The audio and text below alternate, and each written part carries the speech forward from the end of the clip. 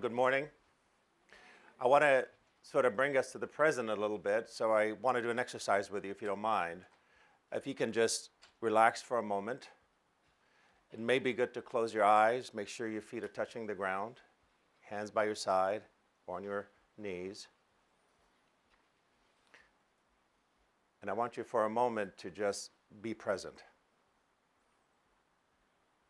Imagine sand falling off the top of your head, rolling down the sides of your body. Feel your breath. Feel your body. The sand is rolling all the way down, very slowly.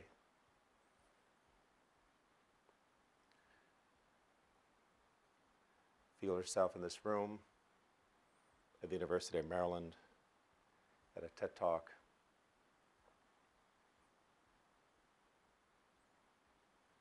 Feel the earth below you.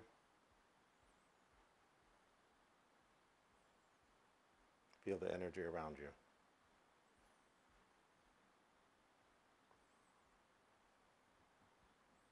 Thank you. It's a great way to sort of ground yourself. We do this at every meeting that we have in our place, where we bring people together, because oftentimes, as someone spoke earlier, we talk about the distractions we face in everyday life. And oftentimes we need to remind ourselves every now and then where we are in this present moment. How many times have you gone from one point to another and forgotten how you got there? Can't even imagine how you got there. And oftentimes we miss out on many, many opportunities, as some of the speakers earlier were talking about. My name is Andy Shallal. I'm the owner of Busboys and Poets. Busboys and Poets is a place where racial and cultural connections are consciously uplifted. Is it a place to take a deliberate pause and feed your mind, body, and soul? It is a place where art, culture, and politics come together and intentionally collide. And somehow we believe by creating such a space, we can begin to transform our neighborhood, we can transform our community, and indeed, we can transform the world. I came to this country in 1966. I'm originally from Iraq. And one of the first things you do when you're a kid, you enroll in school. So I enrolled in school. My parents took me to school. And one of the first things that I saw was a form that they had you fill out. You had to choose whether you're white, black, or other. I had no idea what they were asking for, frankly, and I left the form blank. Later, I found out what that meant. It was all about race. And I didn't feel like I was part of the white team. I didn't feel like I was part of the black team. And no kid at 10 wants to be the other. So I hear later in the hallway people asking me, "What are you?" And I had no idea what they were asking. And the girls would be giggling in the hallways, pointing at me, saying, "What are you?" So 2 years later, Martin Luther King was assassinated in 1968. The world was on fire. There were people running in the streets. There was looting. There was buildings on fire, literally on fire. And suddenly I realized this thing called race is not something you just check off on a box or giggle about in a hallway, but something very serious. In fact, race determined almost everything that happened to you. It determined where you lived. It determined where you sat in the cafeteria. It determined who your friends were. It determined who stopped you by the police. It also determined who you married. In 1966, when my family moved to this country, it was illegal for a white person and a black person to marry in this country. In Virginia, I should say. Of course, most of you think that's ancient time. But the reality is that it wasn't until 2000 that Alabama took that law off of its books. So we've come a long way in the process of racial reconciliation and ethnic and cultural uplifting.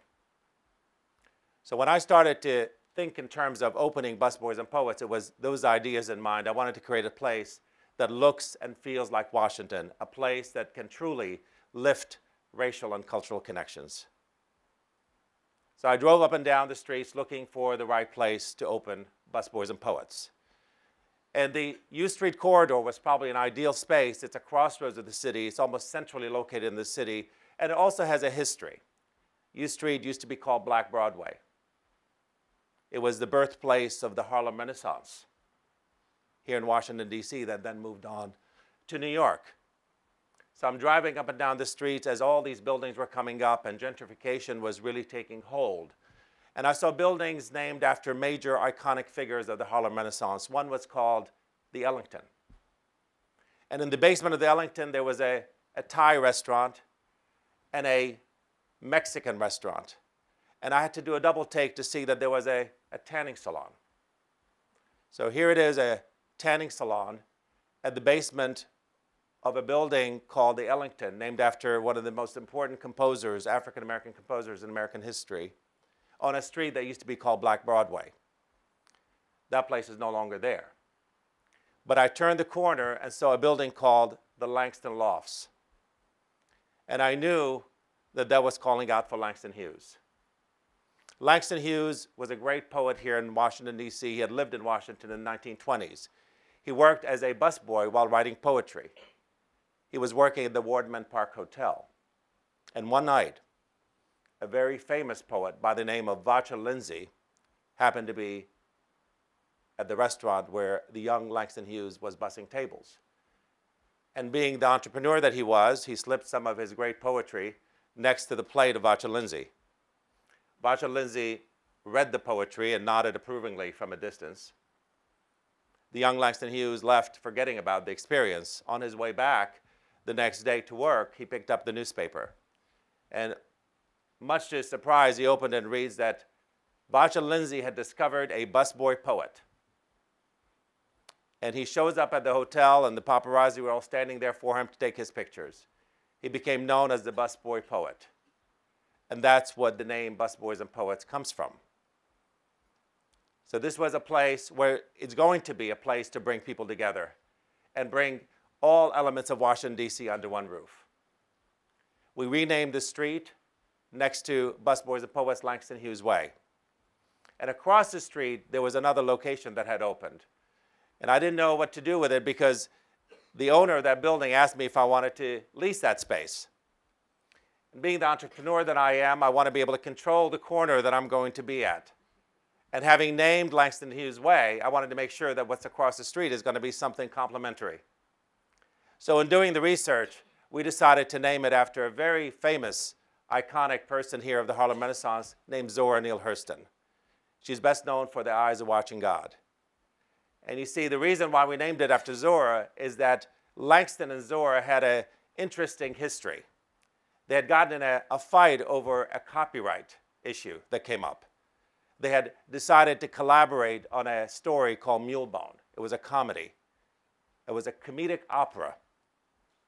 And Langston Hughes was very much interested in being part of this collaboration, but Zora Neale Hurston, being the maybe a little bit more savvy in her way of approaching her entrepreneurship, she decided that she wanted to go and copyright it without him knowing.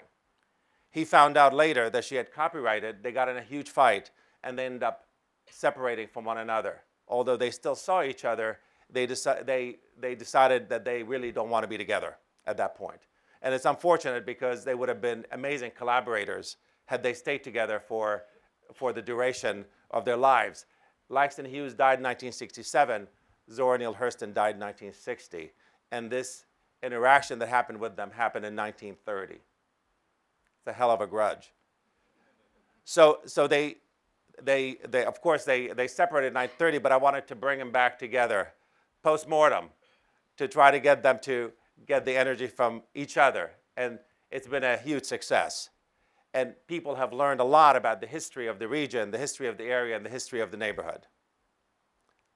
So I was waiting when I was trying to open Busboys and Poets. I happened to be inside the space because the one thing that you do as an entrepreneur, as someone who is opening a business, is you learn to have patience. And so waiting is part of the game. So I'm waiting one afternoon, and there's a lot of changes happening in the neighborhood. There's a lot of gentrification. A lot of people are being displaced.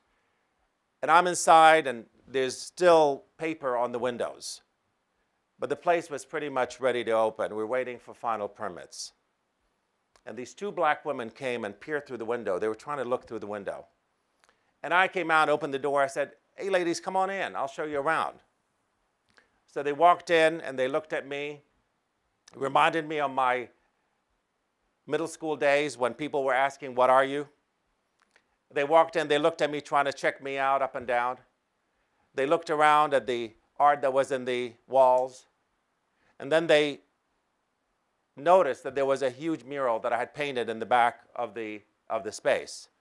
And they walked toward that, and the mural depicted the struggles of the civil rights movement. So I had on it everybody from Thurgood Marshall to Martin Luther King to Gandhi, to people that have been instrumental in the struggle of changing the world for a better place. And the two ladies walked in. I was a little nervous because I didn't know what they were going to say. So they walked in. They saw some poetry written at the top of the mural. One of my favorite poems by Langston Hughes, Let America Be America Again. And it goes something like this: let America be America again. Let it be the dream it used to be. Let it be the pioneer on the plain, seeking a home where he himself is free. America was never America to me. Let America be the dream the dreamers dreamed. Let it be the strong land of love, where neither kings connive nor tyrants scheme, that no man be crushed by one above. Oh, let my land be a land where liberty is crowned in no false patriotic wreath, but opportunity is real and life is free, equality in the air we breathe. And they read that poem, and they saw the iconic figures on the walls. And I turned around, I saw one of them had a tear coming down her eyes. That's when I knew that I had certainly created a place where racial and cultural connections were truly being uplifted, where people can come and take that deliberate pause and feed their mind, body, and soul, where art, culture, and politics can come together and intentionally collide. And at that moment, I believed that we had began to change our neighborhood, to change our community, and possibly change the world. Thank you.